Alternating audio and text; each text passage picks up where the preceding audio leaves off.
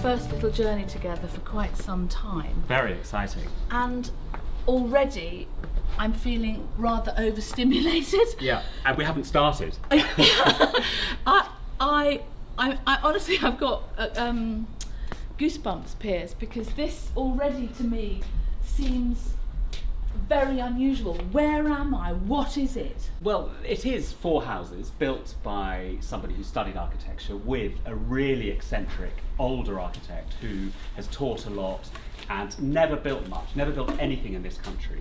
And this is his, I guess, a kind of summary of his life's thinking. I mean, you know, he's mid-60s when he did this, and he'd thought about projects like this for many years. Finally, he had the chance, and he had a patron who was his student, strangely, at the Architectural Association. Okay. And they built this, which is the most eccentric project I know in London. And his name? Peter Salter. What he's really well known for is his use of materials and really expressive forms. I mean, it's mad. I can already sense that it's about the things that you and I are obsessed with. But also the things that most contemporary architecture is in denial of. I mean, materials, richness, stuff, all of the things that historically people had in great buildings.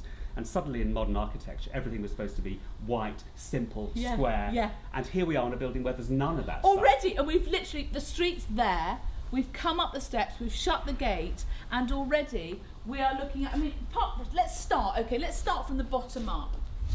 Look at this floor. I mean, these are blocks, just wooden blocks, oak blocks. Oak sets. And they're sexy, aren't they? They are sexy. They're proper sexy. They're sexy because they're tactile. Yeah. And they're textures and Yeah. they're rich and, you know, I mean, and they're beautiful. And they're beautiful. And then, right next to them, Pete, is this rough concrete. So that, again, as you say, it's all the materials in one space. And this, with this, you couldn't get anything more beautiful, could you? No, I mean, look at the detail. I mean, the hammered concrete on the face, and then these grooves, which you can run your finger down. Again, I think they're pretty sexy. But already, I mean, are you feeling overstimulated? Yeah, a bit. I mean, it's very exciting because right next to this and the floor, we've got a different use of concrete right next to it. But I think, you know, I like being overstimulated. Yeah. I think most contemporary architecture is sort of sensory deprivation in a way. Yeah. There isn't enough. I want more. Just look at that sort of fortress up there. Look here. Can I look up here? I mean, we're standing talking about that floor there, and you look up, and suddenly you've got a medieval. Yeah.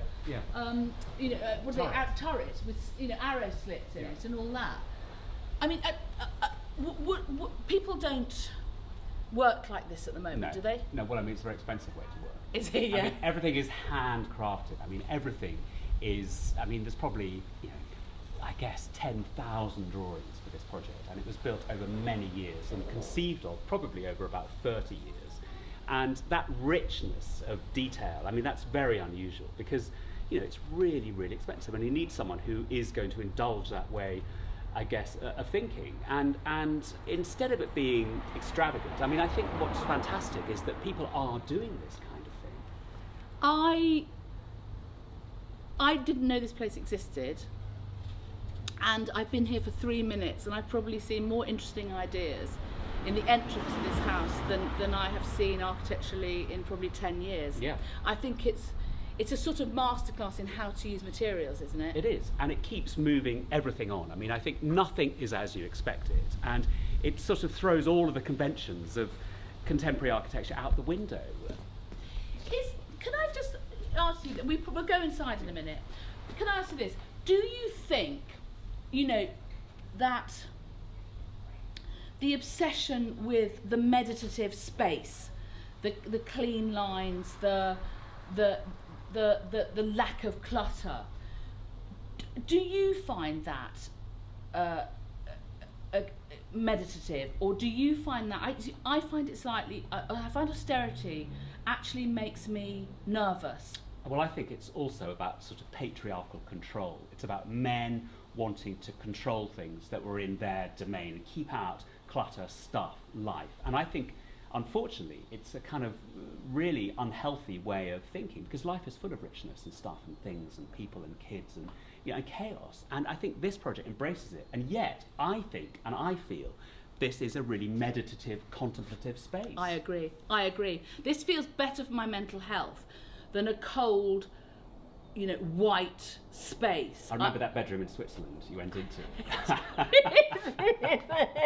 hated it. I do feel like I'm going to lose the plot in places like that. But those projects are often conceived of by men who have sock drawers with all their socks that are shades of grey all lined up neatly like that.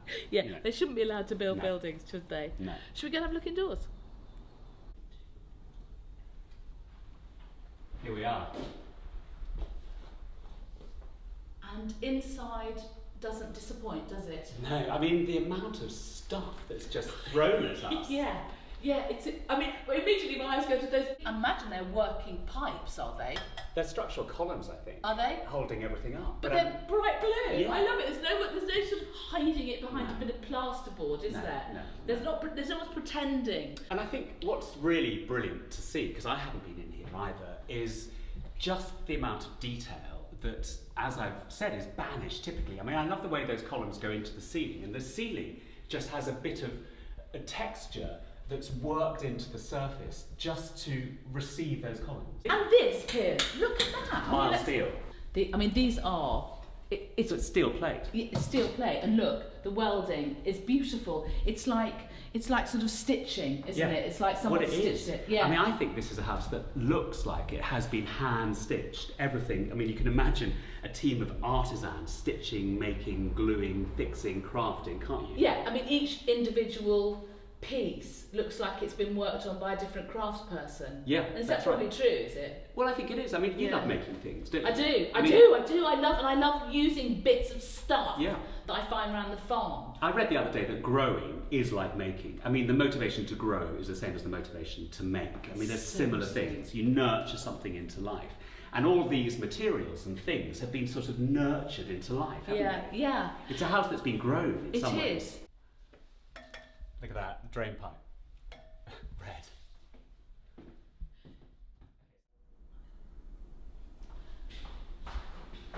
It's the kitchen.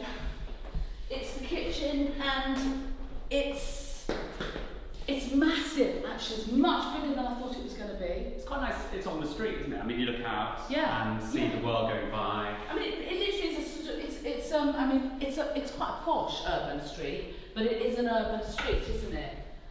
And look at these just quickly. I know I'm keep banging on about shutters, but they are great shutters. I've forgotten how much you like shutters. I love a shutter. I do love a shutter. I think these are gorgeous. I think this nice oak, simple, integral handle, lovely, move well, beautiful in here, and a concrete kitchen.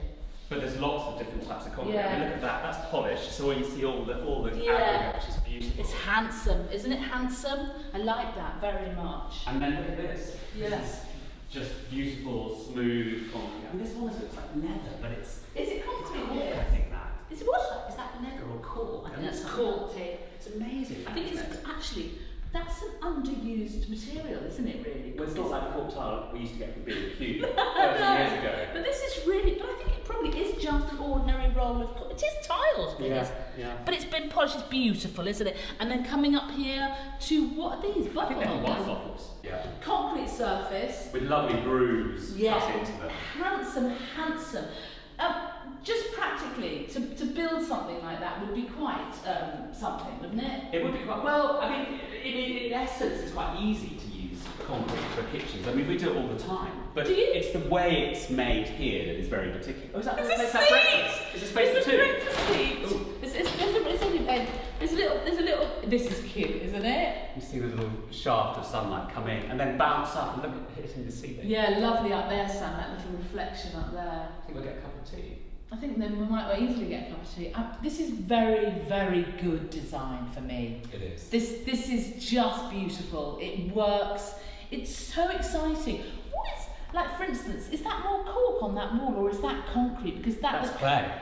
It's clay. Rich clay plaster. I mean, the more you look, the more you see. And again, most contemporary architecture, as you get closer to it, doesn't get any more interesting. This carries on getting richer and more interesting. I mean, this lovely little steel panel where all the light switches are, the curve on this, and look, that steel handrail. I love that. I love beautiful that. is that? And that runs right the way around and down. It's been bent. It hasn't been cut and soldered.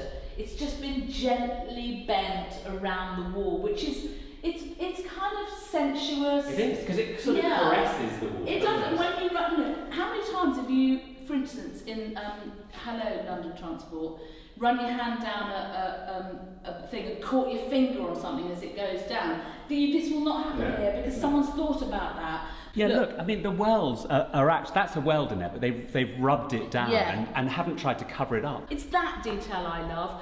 To be honest, I don't need anything else. I don't need any art in here because the art is the walls. The art is this. What did you say? It's clay? Clay, yeah.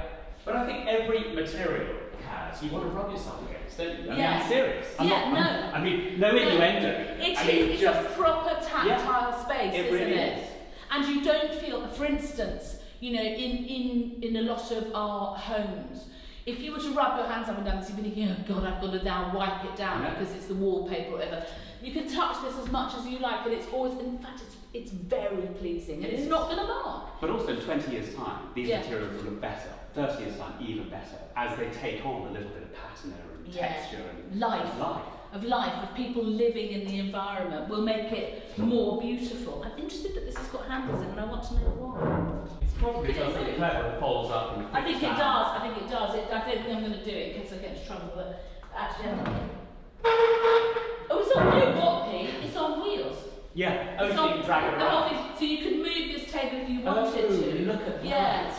Because if you pick that up, you can then move it easily. The roller skate wheels. I say yes to great design. I say, look at these little feet someone's put on so it doesn't scratch the concrete. Because these, I don't know whether we've said, but you can actually rent these places, can't you? Yeah. You can stay here if you want to stay here. And obviously they have to protect the floors a little bit, probably from people like us. Exactly. I'll just put that back on. You know what I really want to do, Kaz? What? Follow this handrail down and see where it ends. Should we do it? Should we look downstairs?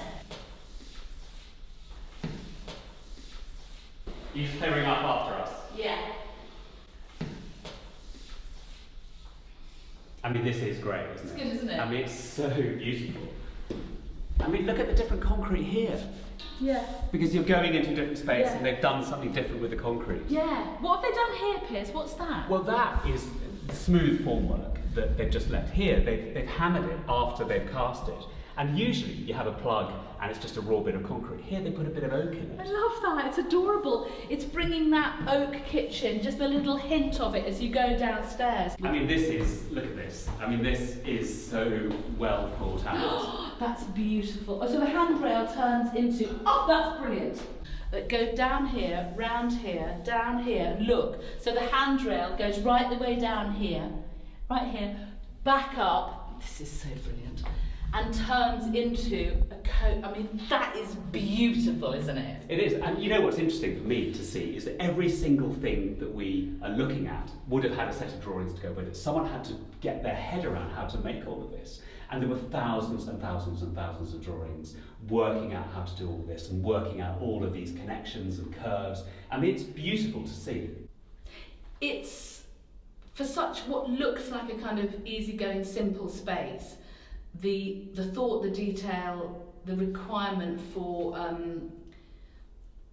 careful planning, for choices, it's sort of endless, isn't it? It is endless. I mean, even for me as an architect, it's kind of overwhelming. I mean, I think just to think, how do you get your head around so many things and stay ahead of the game? You know, there's a million sets of relationships you need to think about here. I mean, and it's kind of a little snapshot of a brilliant person's brain and a brilliant team of architects, designers, contractors. It's just really inspiring to see, I have to say.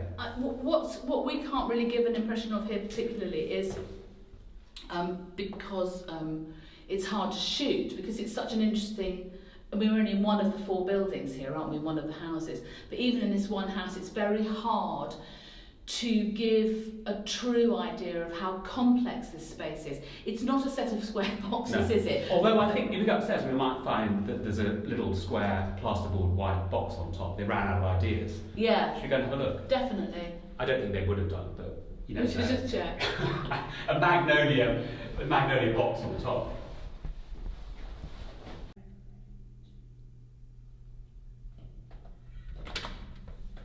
we're going upstairs. I know, but before we go upstairs, I just want to have a little nose in here, and I'll tell you for why. Okay, just quickly. We've discussed the banister in the other room. Can we quickly talk about this piece of rope covered in leather as a banister? I mean, that is just hot.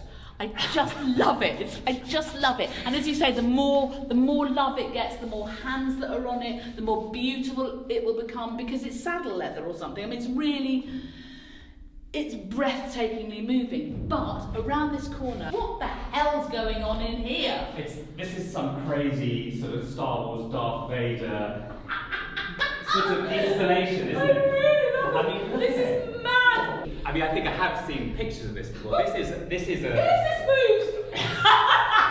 This moves. Look at this. That's good. So we start. This is the getting to know you chair. This is crazy. So Kaz, hang on. This is the beginning of the evening. You're around there. Yes. And this is designed by. So by the end of the evening. This is like sort of Tinder date. That's right. Exactly.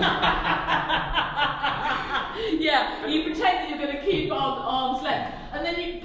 But what the hell's going on here, Peter Salter? What is going on with you? This is just mad. But then this is a leather clad. I mean, it's crazy beyond belief. I also love isn't it? hot pink. Hot pink, and what is that? Perspex? Or is it? I don't know what that is. It's some kind of resin, isn't it? It's divine. On plywood. Oh, the plywood has some kind of wrap on it. It's really, but you see, looks this. What? I mean, what the hell is going on? What are these? That's I felt. love That's it's felt. and presumably that's good acoustically. Yeah. But I think it's a lover's scene, actually. Do you? This was designed for Venice, I know that. For the Biennale? For the Biennale. Was it? Oh my God. Yeah, and I think it is just a take on a lover's scene. I love it so much. I do love too. it so much. Look at those felt flats. But when we need privacy, either from each other, Or from the camera. If we've just had enough of each other, I can sit here and say, I don't want to speak to you anymore. I've had enough of you. And then I go, actually no, I haven't had enough of you. I still love you. But the table moves as well. On a little roller skate again. Oh, the table. I mean, there's a whole world just in this, isn't there? There's a whole world. I mean, nothing's going to be the same again. Isn't it incredible? It is. Utterly, not often your cameraman is just laughing with delight. Look at this thing. I think he's worried about what things you're going to take back home. Yeah, exactly. Yeah. But look at that. Look at that. What's that all about? I just love it. It's mad. What are they, Piers? I mean, it's really. We must get on. But before we go, can I just talk about this very, very quickly? And it's something that our audience, there's some things you can't appreciate because you're not here, but you are allowed to come and stay here, as I said. But there's a smell in this room, and it's so fresh and beautiful and divine. That's me. And it is Piers Taylor. No, it isn't. It's this willow. Yeah. What do they call them? Hurdles. Hurdles. It's a willow hurdle which has been taken right the way around the room. And all these years later, I don't know when this was put in, but it still smells of the countryside. Yes, it does. It really does. I mean, Doesn't it? It has an earthiness, doesn't Yeah. it? I mean, the whole house, but in particular this room that is in the basement. Anyway, we've got to go upstairs. I know. I'm sort of not wanting to leave, but I know there's a bit more to see. There's quite a lot more to see. Should we head out and head up? Let's go. Okay.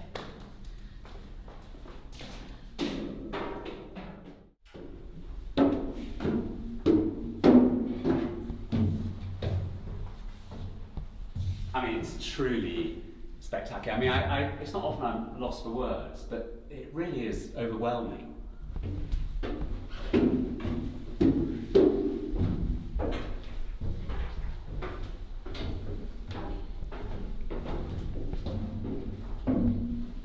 Up into the light.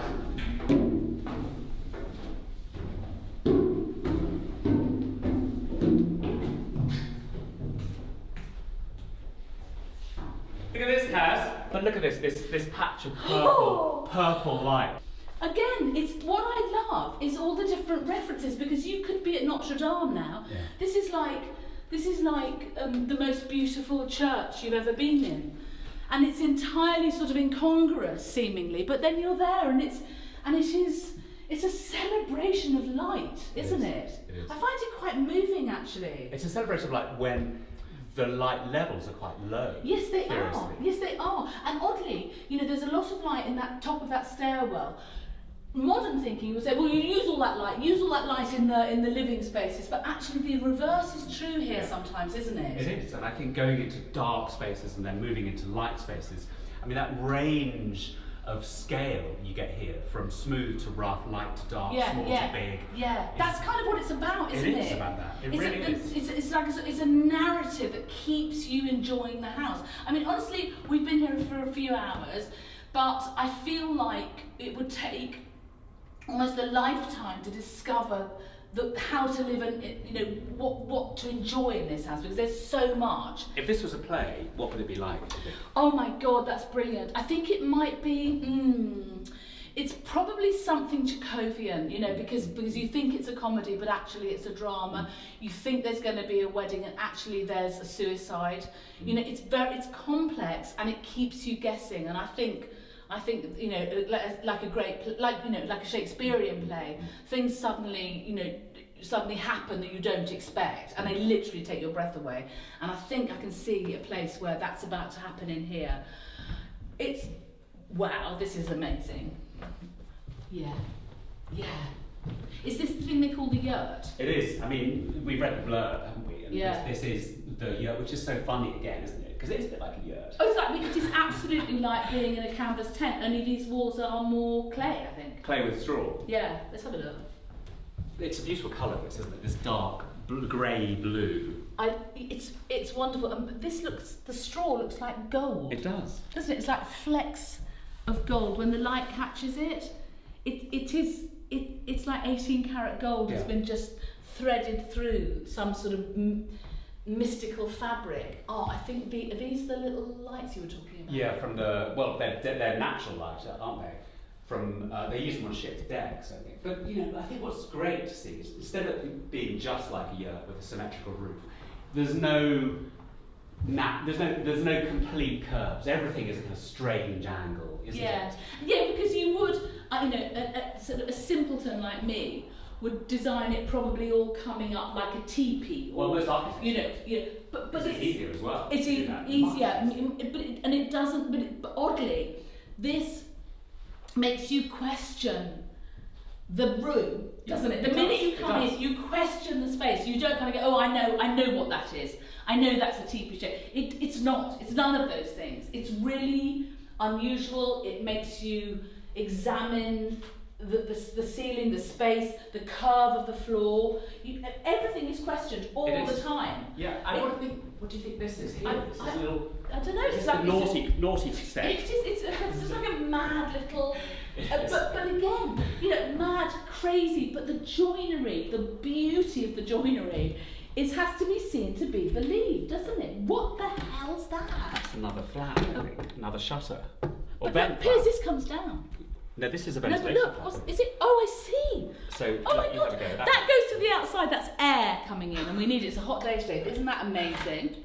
Not just don't have to open a window. You can just open a beautiful little wooden vent. Again, so set into this wood with the black against it. Nothing is left to chance, is it? No. And actually, you very rarely see beautiful joinery these days. But this joinery is beautiful, isn't it? It's fantastic, and it actually has the quality of sort of something like, I don't know, a reeva or something. One of those boats. I was going to say this is like a boat. This bit is like that. And just the quality of the this is another curved edge, which is again why it feels luxurious. I'll just show you down here. I don't know if you can get an impression of how it curves out like a boat. And then these just little simple planks. Yeah, I love these places because they have no function, really. But they have lots of function. I mean, you can do all sorts of things in here. You look, it suits you. It's your blue. That's your blue, isn't it? Definitely. But look at the other one. It's got copper on the roof. I mean, it has copper on the outside, I think, which we glimpsed when we came in. I'll have a look at that in a minute. Probably of all the rooms, this is the most. It's so luxurious in here. But isn't it wonderful the way this chair is? This is an old chair. It's knackered, isn't it? But it's still fantastic. It fits this room. It really does. There's you can keep your marble and your ormolu and all that stuff. True luxury. This is why, you know, when we talk about elemental home, you and me, people sometimes look a bit phased and a bit blank.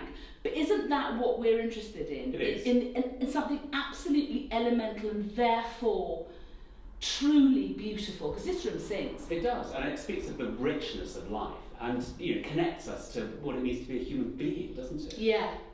And oddly, because it's made of clay, it does make you feel slightly, it's timeless, isn't it? You could be in a sort of cave dwelling, couldn't you, almost? That's right. I mean, I think what is really fantastic about this whole house is that it could be made almost 100 years ago, 50 years ago, or 50 years in the future. No one quite knows. Yeah, no, that's good. That's right, isn't it? Whereas most modern architecture, it dates horrendously. You know it was made 10 years ago, or 5 years ago, or 20 years ago, or 60 years ago. Whereas this is timeless in the best sense. I mean, not in the sense of the way people use it about a Georgian house or a modernist house. It's properly timeless because it's so clever. And I think when we look at old buildings, there's a word my brother used much, which I loved, and he said, do you love old buildings because they're inscrutable? And I went, yeah, I think I do, because they're changed and adapted. This is a new building that is inscrutable. Very good, very good. It is. That's right, isn't it? It's a mystery. It's a mysterious space. It is, and I think in many architects' buildings, I mean, it's not to say they're not interesting, but you can usually see their ideas, and their ideas aren't always 5 steps ahead of you. Here, there's so many ideas, and he's always moving the game on, isn't he? I'm going to change my mind about what play this house is. I think this is actually Beckett. I think this is Waiting for Godot. Is it? Yeah, it's funny, it's inscrutable. Everybody has a different interpretation, but everybody it has a visceral reaction to it, and this feels like that to me. And it's completely immersive, isn't it? Waiting for Godot. Yeah.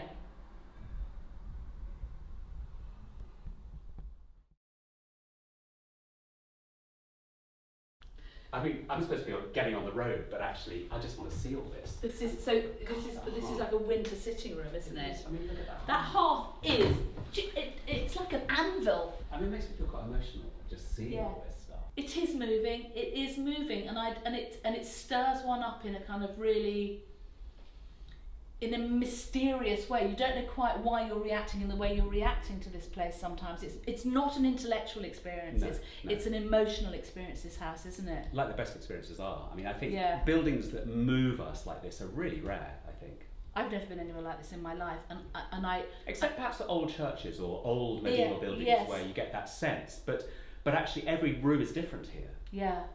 And the use of colour, I don't know if you go up to the ceiling, they're just girders, aren't they? They're just steel girders, but they've been painted in a brilliant terracotta with a sort of what I call a sort of school uniform green. And I love that combination because it's the least pretentious choice you could have made, but it works brilliantly. That's interesting, isn't it? That it's high design in every sense of the word, and yet it isn't sort of prissy, pretentious, or exclusive, is it? Not at all. Look at these. I mean, this is a little window, and these shutters, I mean, I'm not quite sure how you adjust them, but somewhere there'll be a flap somewhere, but a lever, but just to adjust the light and so on is lovely.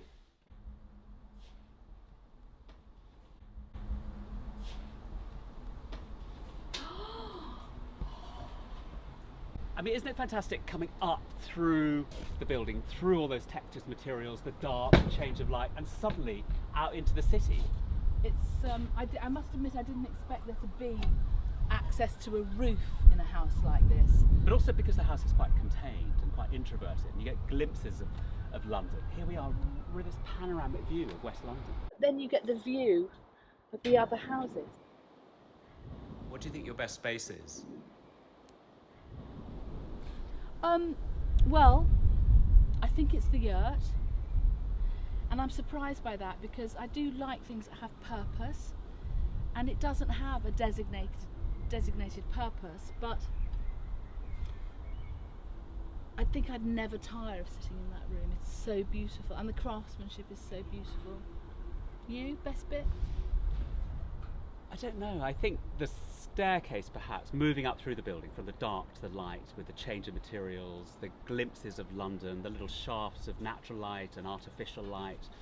I think that's probably my favourite. But the whole thing is just a piece, isn't it? It's wonderful. Should we just quickly see if there's a bedroom and then I've got to hit the road? Okay.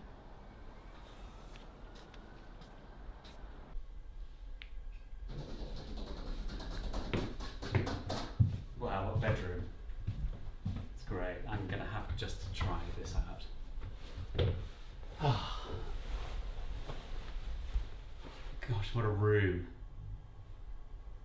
Wonder where Caroline's gone. Kaz? Yeah. Where are you? You have to find me, P.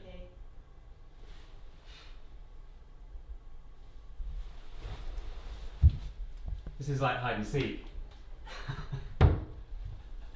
See, I knew you'd find water.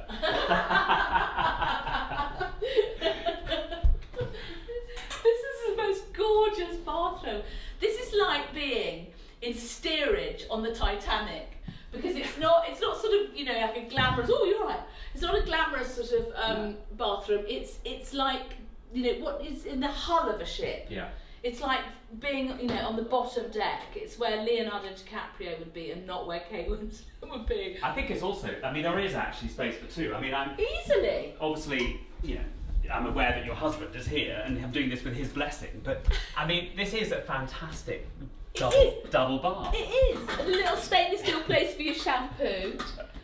It's bliss, isn't it? Can you see that curved wall behind it? Isn't it heaven? But imagine, you know, this going to stay in London in a place like this. I mean, usually, you know, you imagine where would you go anywhere in the world? It'd be a place in landscape or wherever. Yeah. But in the centre of London, this is like a fairy tale. Yeah. This is a proper find, actually, isn't it?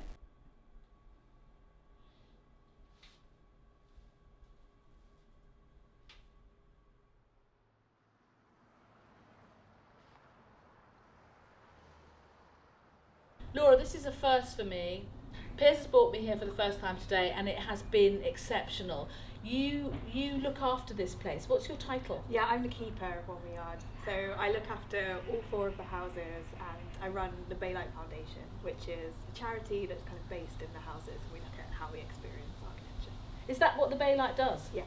Ooh, that's good. But how do you experience it? I mean, after having been here for quite a long period of time, does it become normal?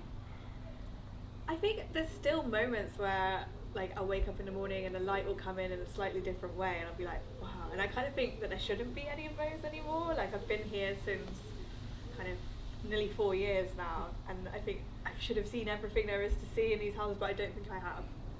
I mean, there's a richness of experience that's really unusual. I mean, you've spent many years writing about architecture. I mean, do you think this house is really, really rare in contemporary architecture in terms of the intensity of experience that it gives you? I think so, yeah. I think it's really rare for an architect to be able to carry out their own visions in such a way. Usually, you know, the client will say no or value engineer things out, but in this case that didn't really happen as much as it would normally. What was the sort of, how did the house happen? So Crispin Kelly, the developer, had owned this site for kind of almost 30 years before he decided to build on it. And Peter sold to the architect, had been his tutor at the AA at university. And so Crispin really wanted, kind of had learnt a lot from Peter, kind of felt like he owed him a lot, but also felt like he hadn't had a chance to build. This is Peter's only project in the UK. So it was really a kind of Crispin giving back to his tutor. And so Peter was kind of given this site and told, we know we can get 4 houses on it, here we go. So actually it's a sort of, it's a journey of love and respect for those people as well, isn't it? Yeah, and I think you see it in the kind of the time it took to build. It took kind of nearly 15 years to build, and the kind of relationships that were formed with kind of both the builder and the architect and the client all working together and kind of designing on site as well. Because I talked about how everything did have to be planned in advance. There was a drawing for everything. And yet it's also a medieval building in that the sort of artisanal quality to stuff that we see here is unusual, isn't it? Totally, yeah.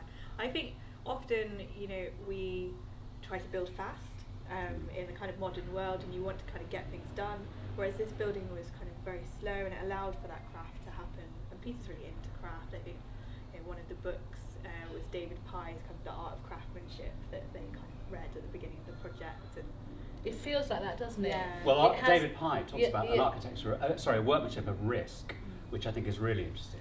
Just talk me through that. Well, I suppose what he means by craft is that, you know, with most sort of conventional making, there's no risk. You know what you're going to do, you know what you're going to get. Yeah. And he talks about real craft as being a workmanship of risk, because there's a lot at risk. You don't know how it's going to turn out. Yeah. And here, you sense that. yeah. I love that, because I think that ties in very well with me about painting, acting, playmaking, that you know what you're aiming for, sort of, but you never quite know where it's going to take you. And I think that's certainly, it's palpable actually in this building, isn't it? That feeling that a sometimes, bit like a live performance. well, it is. Yeah. Well, it is like a constant live performance. And this building feels to me like every time, as you say, I haven't been here 4 years. Every time I'd walk in, I'd find something different. Something would change. Maybe things that even they didn't know would happen. I think there's a lot of that. Yeah. Yeah. Like the light coming through in certain ways, the sounds that come through in the building, and we've done work with musicians who've come and played in the spaces or kind of created pieces in the spaces, and it's always quite interesting how it changes your experience of the building as well. I bought these sunglasses because I thought they made me look like an architect. What are you talking about? Actually, it's that easy. That's all you need to be an architect. Yeah, do you know what? Never mind the training. Well, Where are you that's off to? great. Well, I'm going to go home. Are you? Okay. Yeah. Well, you're getting the bus? Yeah. Well, I'll drop you at the bus stop if you want. Thank you. Okay. That's very nice. Hop in.